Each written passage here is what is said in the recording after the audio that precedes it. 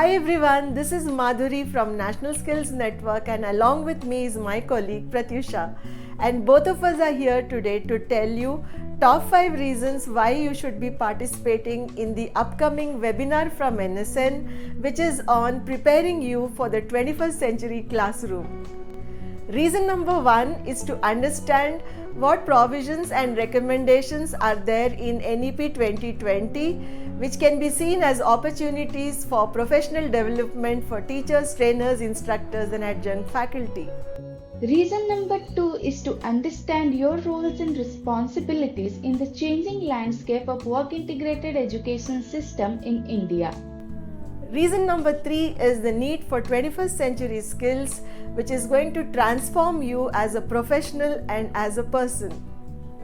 Number 4 is to understand the use of emerging technologies and leveraging them to deliver an effective blended learning experience. Reason number 5 is to take responsibility for continuous professional development through innovative ways.